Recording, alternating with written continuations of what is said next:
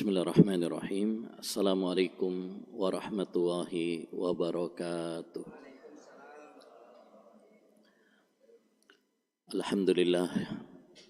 Wassalatu wassalamu ala rasulillah. Wala hawla wala quwata illa billah, amma ba'd. Para bapak, para ibu, para jemaah sekalian yang semoga senantiasa dirahmati dan diberkahi oleh Allah Subhanahu wa Ta'ala. Alhamdulillah, kita bersyukur kepada Allah Subhanahu wa Ta'ala yang telah menghidupkan kita kembali setelah tidur, dan ini adalah sebuah nikmat. Betapa banyak orang yang tidur tapi tidak kembali lagi. Dan semoga Allah Subhanahu wa Ta'ala senantiasa memberkahi kita semuanya, terutama di pagi ini kita diberi kemudahan oleh Allah Subhanahu wa Ta'ala untuk beribadah kepada Allah Subhanahu wa Ta'ala.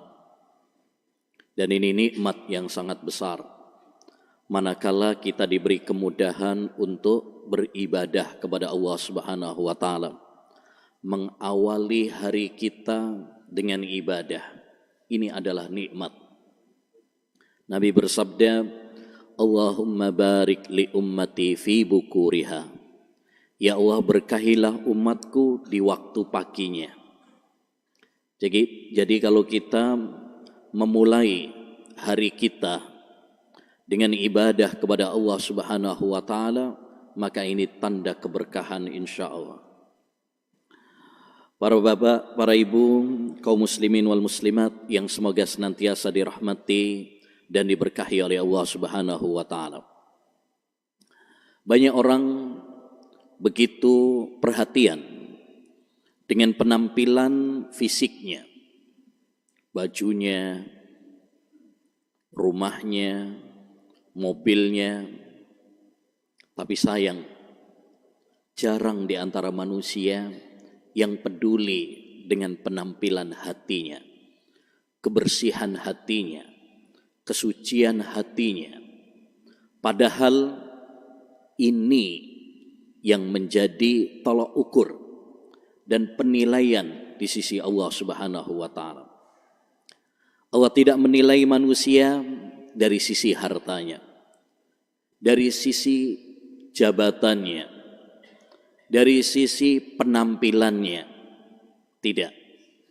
Tapi yang dinilai oleh Allah Subhanahu wa Ta'ala adalah hati dan amal perbuatan mereka. Makanya kata Allah Subhanahu wa Ta'ala, inna akramakum indallahi atqakum. Sesungguhnya orang yang paling mulia di sisi Allah Subhanahu wa Ta'ala adalah yang paling bertakwa. Dan takwa itu tempatnya di dalam hati. Allah tidak mengatakan yang paling mulia adalah yang paling banyak duitnya, yang paling tinggi jabatannya, tidak. Tapi yang paling bertakwa di antara kalian. Oleh karenanya, hendaknya bagi kita semuanya peduli dengan kebersihan dan kesucian hati kita, lebih daripada perhatian kita kepada badan kita, pakaian kita, rumah kita, karena ini yang akan dinilai oleh Allah Subhanahu wa Ta'ala. Kita harus bersihkan hati kita dari penyakit-penyakit dan kotoran-kotoran.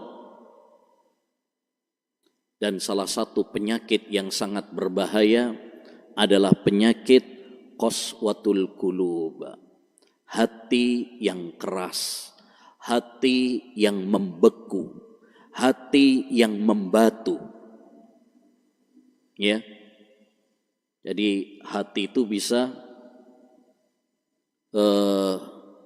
sakit seperti badan juga kadang sakit. Bahkan hati bisa membeku seperti halnya batu. Sebagaimana kata Allah Subhanahu wa Ta'ala dalam surat Al-Baqarah ayat 74, ketika Allah Subhanahu wa Ta'ala mengatakan tentang orang-orang Yahudi, summa qasat qulubukum min ba'di dzalik fahiya kal hijarati au asyaddu qaswah. Kemudian hati kalian keras, ya, sekeras batu, bahkan lebih parah daripada batu. Ada sebagian manusia hatinya lebih keras daripada batu, ya, seperti orang-orang Yahudi waliyadzubillah. Apa tanda hati yang keras? Kalau kita sakit biasanya sama dokter diperiksa, terus ada tanda-tandanya. Ya, ada tanda-tandanya. Ini penting untuk menganalisa. Karena penyakit hati ini nggak kelihatan. Kalau mungkin penyakit badan itu bisa kelihatan, lebih gampang. Tapi penyakit hati nggak kelihatan. Tapi ada tanda-tandanya. Siapa yang memiliki tanda-tanda ini berarti dia sedang keras hatinya. Yang pertama, tanda yang pertama adalah malas menjalankan ketaatan. Kalau kita mau beribadah berat, malas, itu tandanya hati kita keras. Allah Subhanahu wa taala mensifati orang-orang munafik dalam surat An-Nisa ayat 142, wa idza qamu ilas sholati qamu kusala. Kalau mereka sholatnya malas, berat. Jadi kalau kita sedang malas untuk melakukan ibadah, berarti ada yang sakit dalam hati kita. Ya, hati kita sedang membeku dan membatu. Yang kedua, di antara tanda hati yang keras adalah tidak tergerak dengan nasihat Al-Quran. Dia membaca Al-Quran, dia mendengar lantunan ayat-ayat suci Al-Quran, tapi tidak tergerak. Hatinya tidak bergetar, bahkan malas membaca Al-Quran.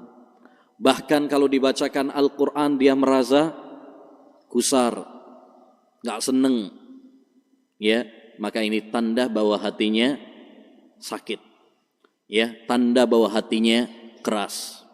Karena orang-orang yang beriman bergetar hati mereka ketika dibacakan ayat-ayat Al-Quran, ya, mereka senang jika dibacakan ayat-ayat Al-Quran. Kata Allah Subhanahu wa taala dalam surat Al-Anfal ayat 2, innamal mu'minuna alladzina idza dzukirallah wajilat qulubuhum wa idza tuliyat alaihim ayatuhu zadatuhum imana. Orang-orang yang beriman itu apabila disebut nama Allah SWT bergetar hati mereka. Dan apabila dibacakan kepada mereka ayat-ayatnya bertambah iman mereka. Yang ketiga, di antara tanda hati yang keras adalah tidak tergerak dengan peristiwa musibah-musibah, bencana-bencana, dan kematian-kematian. Kita ini sering dengar ada tetangga meninggal, ada teman meninggal, ya, ada sahabat meninggal. Apalagi pas musim corona dulu banyak yang meninggal dunia. Pertanyaannya, apakah hati kita bergetar ketika mendengar kematian saudara kita, kerabat kita? Apakah menjadikan kita semakin semangat beribadah kepada Allah? Kalau tidak, maka berarti hati kita keras. Kita sering ditegur oleh Allah SWT dengan bencana-bencana. Ada gempa bumi, ada longsor, tsunami. Tapi adakah hal itu menggerakkan hati kita, menggetarkan hati kita? Atau biasa-biasa aja? Ya, kalau tidak bergetar dan tidak mengambil pelajaran, berarti hati kita keras. Kata Allah Subhanahu wa taala dalam surat Al-An'am ayat 43, falaula idza ja'ahum ba'suna tadarra'u walakin qasat qulubuhum wa zayyana lahumus syaitanu ma kanu ya'malun. Mengapa hati mereka, ya, mengapa mereka tidak memohon kepada Allah Subhanahu wa taala dan tunduk merendahkan kepada Allah Subhanahu wa taala tatkala datang kepada mereka peringatan kami? Namun hati mereka keras. Setan menghiasi perbuatan maksiat mereka. Ya. Naudzubillah min dzalik. Makanya kata sahabat Nu'man bin Bashir, innal halakata kullal halakah an ya'mala ar-rajulu sayyi'ata zamanal bala. Kehancuran di atas kehancuran kalau seorang itu tetap melakukan dosa dan kemaksiatan padahal Allah sedang menurunkan bencana kepadanya. Jadi kalau kita dikasih bencana, dikasih musibah, tapi terus maksiat, maka ini tanda kerasnya hati kita. Yang keempat di antara tanda hati yang keras adalah mengutamakan dunia daripada akhirat. Bal tu'thirunal hayatad dunya wal akhiratu khairu wa abqa. Tapi kalian malah lebih mementingkan kehidupan dunia, padahal akhirat lebih baik dan lebih kekal. Kalau orang mati-matian ya mengejar dunia sampai lupa ibadah kepada Allah Subhanahu wa taala, ini pertanda bahwa dia telah menjadi budak-budak dunia. Dia berarti keras hatinya. Yang kelima, di antara tanda kerasnya hati adalah merasakan kegundahan, sumpah, ya, nggak tenang hidupnya. Padahal orang-orang yang beriman, orang-orang yang beramal saleh, bahagia, ya, dengan ibadah kepada Allah Subhanahu wa taala. Man amila salihan min dzakarin aw untha wa huwa mu'min falanuhyiyannahu hayatan thayyibah. Kata Allah dalam surat An-Nahl ayat 97. Barang siapa yang beramal saleh, baik laki-laki maupun perempuan, dan dia beriman, maka kami akan memberikan kehidupan yang bahagia kepadanya.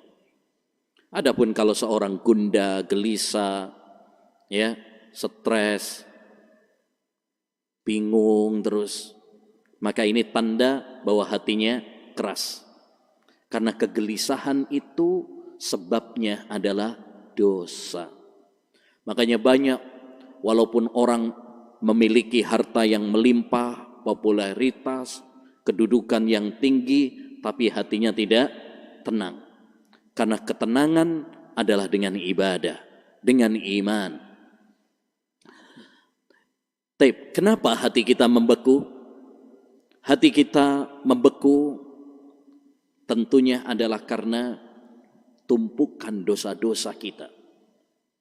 Di antaranya yang pertama, cinta kepada dunia.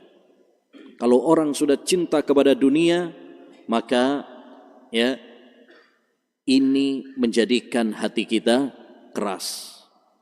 Kita harus menyadari ma'asyiral muslimin bahwa dunia ini hina.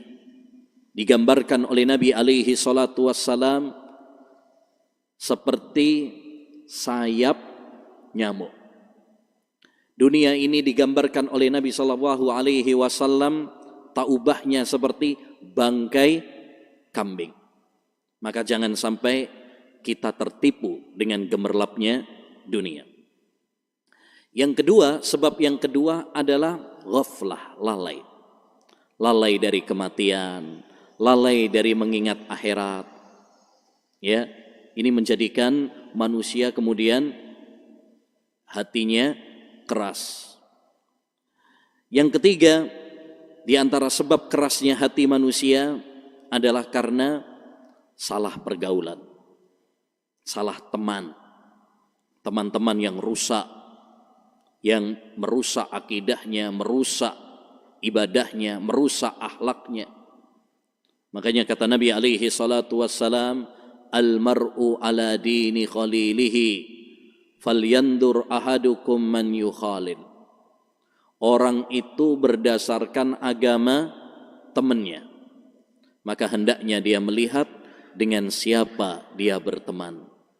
Kalau kita berteman dengan orang-orang yang rusak, maka kita pun ketularan rusak juga. Betapa banyak orang awalnya baik, saleh, kemudian dia berteman dengan orang-orang yang rusak, akhirnya dia ketularan rusak juga. Karena teman itu menular. Yang keempat, ma'asyiral muslimin, di antara sebab kerasnya hati manusia adalah karena dosa-dosa yang dilakukan oleh manusia. Ingat, dosa itu yang membuat hati keras. Dosa itu yang membuat kita malas beribadah. Dosa itu yang memberatkan langkah kita untuk berlari menuju Allah Subhanahu wa ta'ala. Kita semuanya diperintahkan oleh Allah Subhanahu wa ta'ala untuk berlomba-lomba dalam kebaikan. Fafirru ilallah. Berlarilah kalian menuju Allah Subhanahu wa ta'ala. Tapi kalau kita lari sambil mikul beban, berat, Pak. Ya, langkah kita nggak akan bisa cepat. Apa yang membuat langkah kita tidak bisa cepat? Karena mikul dosa-dosa kita. Makanya Allah Subhanahu wa ta'ala mengingatkan dalam surat Asy-Syarh Al-Insyirah yang tadi kita baca, alam nashrah laka sadrak wa wada'na anka wizrak alladhi anqadha dhahrak. Kami telah melapangkan dadamu wahai Muhammad. Kami telah mengampuni dosa-dosamu yang telah memberatkan punggungmu. Bayangkan, dosa Nabi itu dikit. Itu saja sudah memberatkan punggungnya Nabi. Lantas bagaimana dengan dosa-dosa kita? Nabi yang sedikit dosanya saja, kata Allah SWT, dosa-dosa beliau itu sudah memberatkan punggungnya. Lantas bagaimana dengan dosa-dosa kita? Kita setiap hari melakukan dosa, menerjang larangan-larangan Allah, melalaikan perintah-perintah Allah. Ya, maka pasti akan menjadi tumpukan beban di punggung kita yang memberatkan langkah kita dalam beribadah. Terus bagaimana obatnya agar hati kita tidak keras, agar hati kita lembut, ya, agar hati kita tidak membatu? Ada beberapa obat, karena setiap penyakit pasti ada obat penawarnya. Yang pertama, hendaknya bagi kita untuk semangat ngaji ilmu agama dan mengamalkannya. Karena ngaji ilmu agama adalah kunci semua kebaikan di dunia dan di akhirat. Kita nggak mungkin bisa tahu mana yang diperintahkan oleh Allah, mana yang dilarang oleh Allah, kecuali kalau kita ngaji ilmu agama. Kita tidak akan tahu mana rute yang mengantarkan kita menuju surga dan mana rute yang mengantarkan kita ke neraka, kecuali kalau kita ngaji ilmu agama. Makanya kita harus semangat untuk ngaji ilmu agama. Kata Imam Syafi'i rahimahullah, man la yuhibbul ilma la khaira fi. Siapa yang tidak mencintai ilmu, berarti tidak ada kebaikan baginya. Tanda kalau Allah menginginkan kebaikan, kalau kita semangat ngaji ilmu agama. Tapi tentu bukan cuma sekedar ngaji. Yang paling penting adalah bagaimana kita mengamalkannya. Ya, setelah kita tahu, kita amalkan. Yang kedua, di antara obat penawar dari hati yang keras adalah sering mengingat kematian, sering mengingat akhirat. Nabi alaihi salatu wassalam pernah bersabda mengingatkan kepada kita, aksiru dzikra hadhimil ladza. Sering-seringlah kalian mengingat penghancur kelezatan. Apa penghancur kelezatan itu, Pak? Kematian.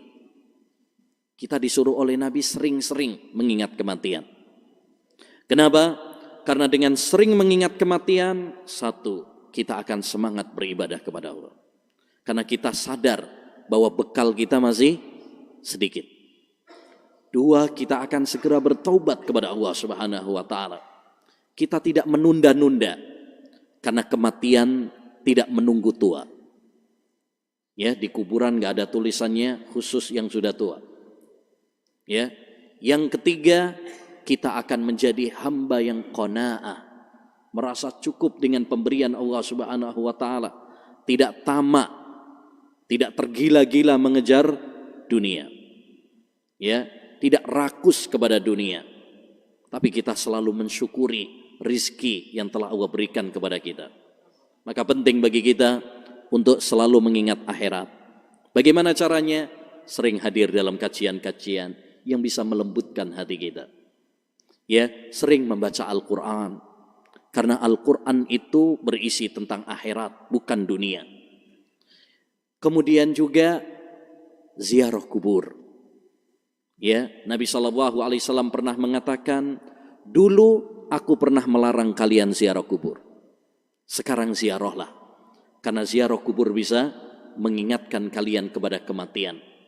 Ziarah kubur yang bisa mengingatkan kita kepada akhirat. Sekarang saya mengantar jenazah saudara saya, suatu saat saya yang bakalan diantar. Sekarang saya mensolati tetangga saya, suatu saat sayalah yang bakalan disolati. Ya, makanya dulu para ulama, para sahabat, apabila mereka ziarah kubur, apabila mereka mengantar jenazah, banyak yang nangis. Utsman bin Affan, apabila beliau ziarah kubur, beliau nangis sampai basah jenggotnya. Ya. Dan inilah inti dari tujuan ziarah kubur. Yang ketiga, di antara kiat untuk melembutkan hati kita adalah ya, merenungi Al-Qur'an. Membaca Al-Qur'an dengan direnungi artinya, difahami tafsirnya. Ya, karena Al-Qur'an ini sangat dahsyat. Cambuk yang sangat dahsyat. Sampai-sampai Allah Subhanahu wa taala menggambarkan dalam surat Al-Hasr ayat 21, "Lau anzalna hadzal Qur'ana ala jabal la ra'aitahu khashi'an mutasaddian min khasyatillah."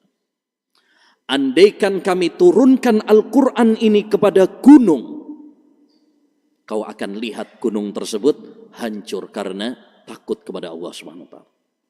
Pak, gunung yang begitu keras saja, andaikan Al-Quran ini diturunkan kepadanya, gak kuat. Lantas bagaimana dengan hati kita? Ya, ternyata hati kita banyak yang lebih keras daripada gunung. Ya, maka luangkan waktu kita untuk membaca Al-Quran, memahami artinya, tafsirnya. Ya, ini sangat penting bagi kita.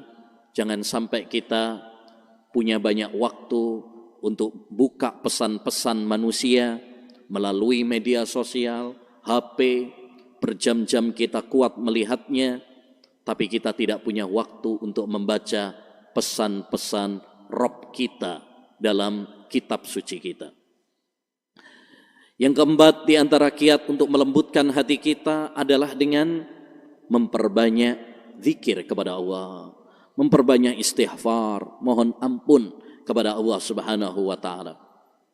Ala bidzikrillahi tatmainnul qulub. Kata Allah Subhanahu wa taala dalam surat Ar-Ra'd ayat 28. Ketahuilah, dengan zikir kepada Allah Subhanahu wa taala, hati ini akan menjadi tenang. Tidak ada ketenangan kecuali dengan zikir kepada Allah Subhanahu wa taala. Ya, dan zikir ada dua macam. Zikir secara umum, yaitu ketaatan-ketaatan kepada Allah Subhanahu wa taala. Kita ngaji seperti ini zikir, Pak. Makanya majelis ilmu disebut majelis zikir karena mengingatkan kita kepada Allah. Ya, yang kedua, zikir itu dengan lisan. Subhanallah, alhamdulillah, la ilaha illallah, astaghfirullah. Ya, bersolawat kepada Nabi, itu namanya zikir. Ya, perbanyak zikir karena ini amalan yang ringan, amalan yang gampang, tapi pahalanya sangat besar. Makanya Nabi SAW pernah mengatakan, kalimatani habibatani ilar rahman khafifatani fil lisan, sakilatani fil mizan, subhanallah wa bihamdi, subhanallahil azim. Dua kalimat yang sangat dicintai oleh Allah SWT, sangat ringan dalam lisan, tapi sangat berat dalam timbangan, yaitu subhanallah wa bihamdih, subhanallahil azim. Ringan, tapi sangat berat dalam timbangan. Dan di antara kiat untuk melembutkan hati kita adalah dengan berteman dengan orang-orang yang saleh. Kalau berteman dengan orang-orang yang rusak bisa merusak hati kita, mengeraskan hati kita. Berteman dengan orang-orang yang saleh bisa membuat hati kita apa? Lembut. Makanya cari teman-teman yang bisa menggandeng tangan kita menuju surga.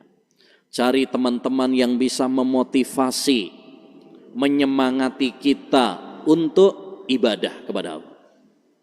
Dahulu para ulama mengatakan, sebaik-baik teman adalah yang mengatakan kepadamu, ayo kita sholat, ayo kita puasa.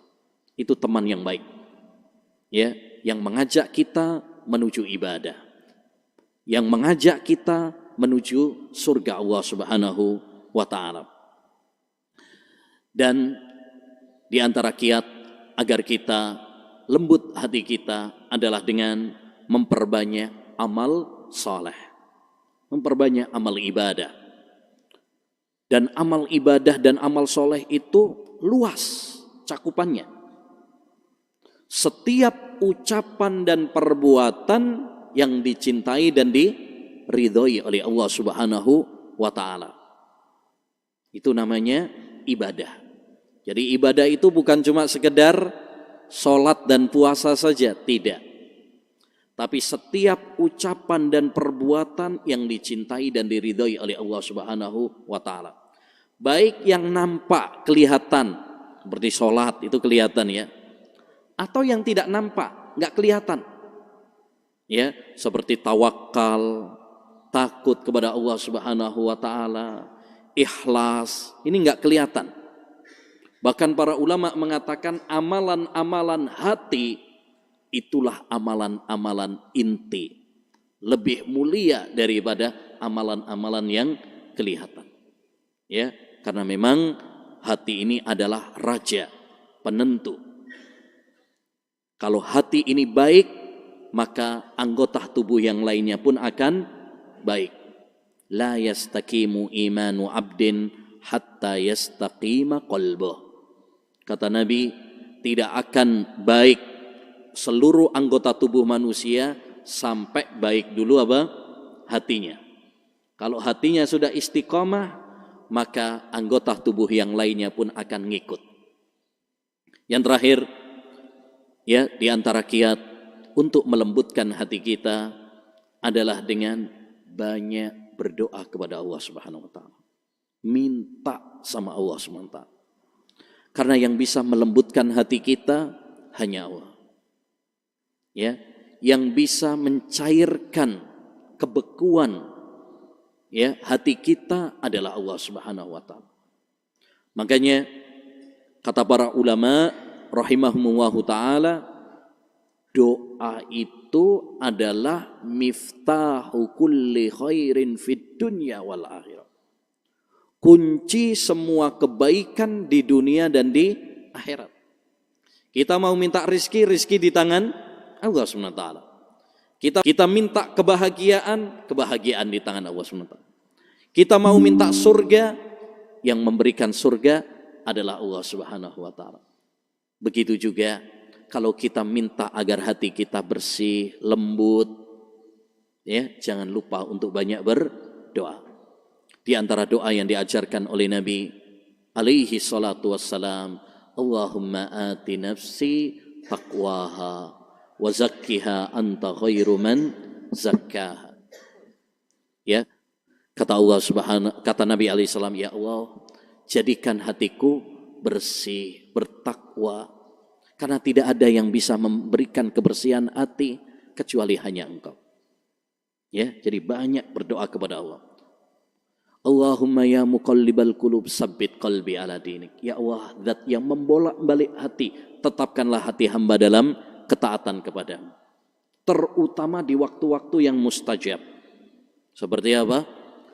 Antara adzan dan qomat. Sepertiga malam terakhir. Kemudian apalagi saat sujud. Saat turun hujan. Saat turun hujan itu waktu yang mustajab. Sintani la turaddan. Ada dua waktu yang tidak akan ditolak. Indan nida wa tahtal matar. Ketika hujan dan ketika adzan. Semoga Allah Subhanahu wa taala melembutkan hati kita semuanya. Semoga Allah Subhanahu wa taala meneguhkan hati kita di atas ketaatan kepada Allah Subhanahu wa taala. Semoga Allah Subhanahu wa taala memberikan kemudahan kepada kita untuk beribadah kepada Allah Subhanahu wa taala. Rabbana zalamna anfusana wa illam taghfir lana wa tarhamna lanakunanna minal khasirin. Rabbana atina fid dunya hasanah wa fil akhirati hasanah wa qina adzaban nar. Rabbana hab lana min azwajina wa dhurriyyatina qurrata a'yun waj'alna lil muttaqina imama. Allahumma inna nas'aluka ilman nafi'a wa rizqan thayyiba wa amalan mutaqabbala. Allahumma a'inna ala dzikrik wa syukrik wa husni ibadatik. Allahumma ya muqallibal qulub sabbit qulubana ala ta'atik.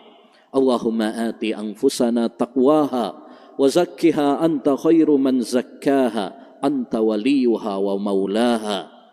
Allahumma inna nas'alukal jannah wa ma qarraba ilaiha min qawlin aw amal wa na'udzu bika minan nar wa ma qarraba ilaiha min qawlin aw amal. Wa sallallahu wa sallama ala sayyidina Muhammad wa ala alihi wa sahbihi ajma'in. Subhanakallahumma wa bihamdik asyhadu an la ilaha illa anta astaghfiruka wa atubu ilaik. Assalamualaikum warahmatullahi wabarakatuh.